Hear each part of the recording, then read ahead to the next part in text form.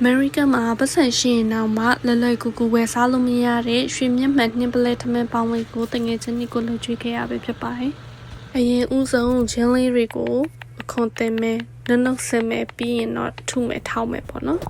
။အင်္ဂါမီးဖို့ကြောင့်မှအစင်မပြေဆုံးအရာတစ်ခုပြောပါဆိုရင်အဲ့ဒီငရုတ်ချပွေးနဲ့ငရုတ်စုံပါပဲ။ချက်သွန်ဖြူလေးတွေကိုလည်းနှုတ်ဆက်မယ်ပြီးလို့ရှိရင်ငရုတ်စုံလေးနဲ့ထောက်မယ်ပေါ့နော်။ပြီးရင်တော့ဝယ်လာတဲ့ချက်ပေါင်လေးတွေကိုတန်ရှင်းလုပ်ပါမယ်မလိုအပ်တဲ့အစီတွေကိုဓားလေးနဲ့လှိထုတ်ပြီးတော့ဖယ်ရှားလိုက်ပါမယ်ပြီးလို့ရှိရင်တော့စနွင်းလေးအနှဲငယ်ထည့်မယ်အားအနှဲငယ်ထည့်မယ်ဒီနေရာမှာချုံမုံကြရင်ချုံမုံသုံးလို့ရပါတယ်ခုနကထောင်းထားတဲ့ချင်းနဲ့ချက်သွန်ဖြူလေးကိုအခုမှုန်းထားတဲ့ချက်သားလေးတွေကိုစိတ်ပြီးတော့ဝင်အောင်လို့နေပေးပါမယ်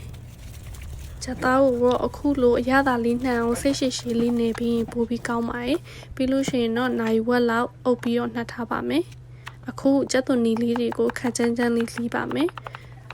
လူအယောက်20စာချက်သွန်လှီးတဲ့အတွက်အခုကနည်းနည်းများတယ်ပေါ့နော်တကယ်လို့ကိုက4-5ယောက်စာပဲဆိုရင်ဒီဟာရဲ့10ပုံ4ပုံပဲလှီးရပါမယ်ပိုးပူပါမယ်ပြီးရင်ချက်သွန်နီကိုစီတက်ပါမယ်ချက်သွန်လေးအနှဲငယ်နွမ်းသွားပြီဆိုရင်စနွင်းလေးထည့်ပြီးတော့စီထပ်တတ်ပါမယ်။စားအနှဲငယ်ထည့်မယ်။ဒီနေရာမှာစားကိုလက်မလုံးမနဲ့အနှဲငယ်ပဲထည့်ဖို့လိုပါတယ်နော်။အယောင်တင်မှုန့်လေးတက်ပြီးတော့နည်းနည်းလိမ့်သွားပြီဆိုရင်ရေထည့်ပြီးတော့အုပ်ထားလိုက်ပါမယ်။ချက်သွန်နီလေးကြက်အောင်ချက်နေတဲ့အချိန်မှာငရုတ်သီးစားတောင်းလေးထောင်းပါမယ်။အခုကငရုတ်သီးစိမ့်ကြိတ်ထားတာကိုထည့်မယ်။သွန်နီချက်သွန်ဖြူထည့်ပြီးစားအနှဲငယ်နဲ့ထောင်းပါမယ်။ပြီးရင်တော့စီစိမ့်လေးထည့်ပြီးနှက်ထားရင်ရပါပြီ။ငရုတ်သီးစားတောင်းလေးထောင်းပြီးသွားပြီဆိုရင်တော့ချက်သွန်လေးရတဲ့ချက်ပြီးအစင်းလေးဖြစ်ပြီးအိုးချလို့ရပါပြီချက်မောင်ကြော်ပါမယ်ချက်မောင်ကတော့ရိုးရိုးရှင်းရှင်းလေးပဲပေါ့နော်ချင်းချင်းလေးကြော်မှာပါချက်သွန်ဖြူချက်သွန်နီစနွင်းလေးကိုစီတက်မယ်အယောင်တင်မှုန့်အနှဲငယ်လေးထည့်ပြီးတော့အစားလေးနဲ့ငံပြားရည်လေးနဲ့ချက်မောင်လေးကိုထည့်ပါမယ်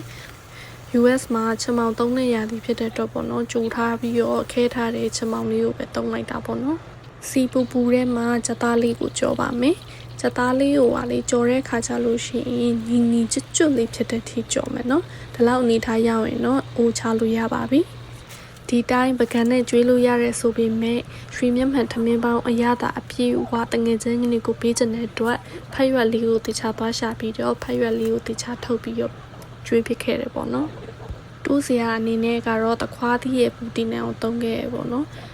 ဘာလက်ချောင်းကျော်ကတော့ရန်ကုန်ကရောက်ခမပို့ပေးထားတဲ့ဘာလက်ချောင်းကျော်ပါငပြောဖက်ရွက်ကတော့ Asian market ရဲ့ပဲစား Mexican market ဒီမှာတော်တော်များများရှိတယ်ပေါ့နော်သူတို့တွေက froze လုပ်ပြီးသားပေါ့နော်အခဲတွေလာတယ်ကိုယ်စီရောက်လို့ရှိရင်တော့တန်ရှင်းလောက်ပါတယ်ရေတခြားဆေးပြီးတော့တုပ်ပေါ့နော်ပြီးရင်မှထမင်းထဲလို့ရပါတယ်ပွဲ20စာပြင်ခဲ့ရဆိုတော့တော်တော်ချိုက်ခဲ့ရတယ်ပေါ့နော်ဒါပေမဲ့တငယ်ချင်းတွေအားလုံးကကြိုက်ကြတဲ့အရန်စားလို့ကောင်းနေအိမ်အလွမ်းပြေလို့ပြောလို့ကျင်နေခဲ့ရပါတယ်အခုလိုမျိုးအိမ်လွမ်းနဲ့တငယ်ချင်းတွေရှိလို့ရှိရင်လည်းဒီဗီဒီယိုလေးနဲ့ကြည့်ပြီးတော့လှုပ်ကြွေးလိုက်ကြနော်အားလုံးပဲကျေးဇူးပါ